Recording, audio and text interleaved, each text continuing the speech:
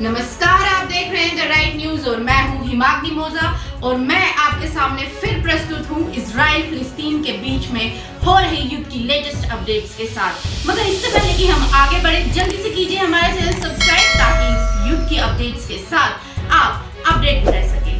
हम सब जानते हैं हमास और इजराइल के बीच चल रहे युद्ध को आज 30 दिन से भी ज्यादा हो गए हैं, यानी लगभग महीने से भी ज्यादा हो गया है।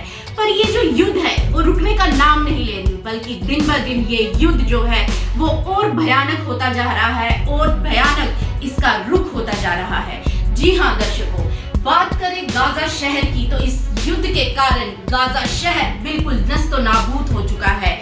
बात करें वहाँ की सड़कों की, बात करें वहाँ की इमारतों की, तो वो इमारतें बिल्कुल ध्वस्त हो चुकी है। सड़कें जो है बिल्कुल तबाह हो चुकी है। चारों ओर लाशें ही लाशें हैं, धुआं ही धुआं उठ रहा है उस शहर से।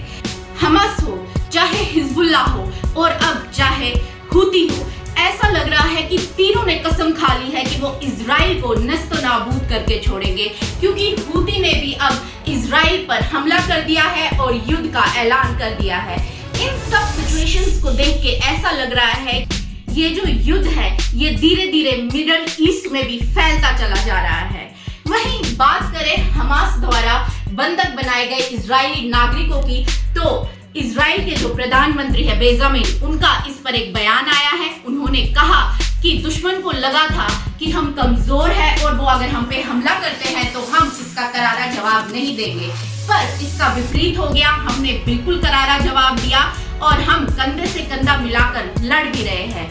और हमास द्वारा बंधक बनाए गए हुए इजरायली नागरिकों पे उन्होंने बयान दिया कि जब तक वो नागरिक छोड़े नहीं जाएंगे हम युद्ध विराम नहीं करेंगे।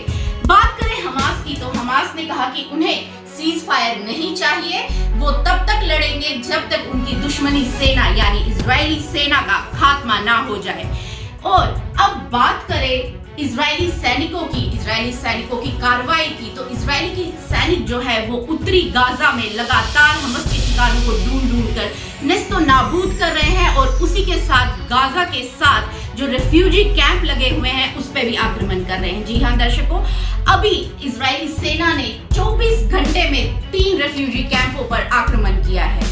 और इन सब के बीच इजरायली मंत्री जो है, एक इजरायली मंत्री है, उन्होंने एक ऐसा बयान दे डाला जिसकी वजह से पूरे देश में, पूरे विश्व में खलबली मच गई। जी हाँ दर्शकों, उन्होंने कहा कि हमास द्वारा शासित गाजा में हम परमाणु गिराने की क्षमता भी रखते हैं और गिरा भी सकते हैं। इस बयान के बाद इजरायली प्रधानमंत्री बेंजामिन ने उन्हें सरकारी बैठकों से निलंबित कर दिया है।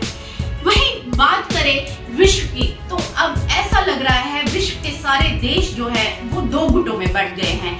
एक गुट जो है वो इजराइल के साथ दिखता नजर आ रहा है, तो एक जो ग्रुप है वो हमास के साथ जो है खड़ा दिखता नजर आ रहा है।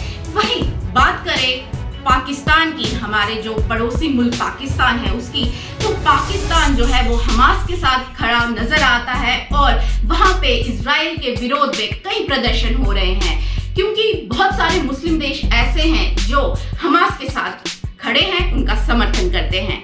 वहीं बात करें भारत की, तो भारत जो है उन्होंने साफ कहा है कि वो इस युद्ध में इजराइल के साथ है, क्योंकि हमास ने जब इजराइल पर हमला किया था उसके कुछ घंटों बाद ही हमारे प्रधानमंत्री मोदी जी ने ये साफ कहा था कि इस स्थिति में वो इजराइल का साथ देंगे।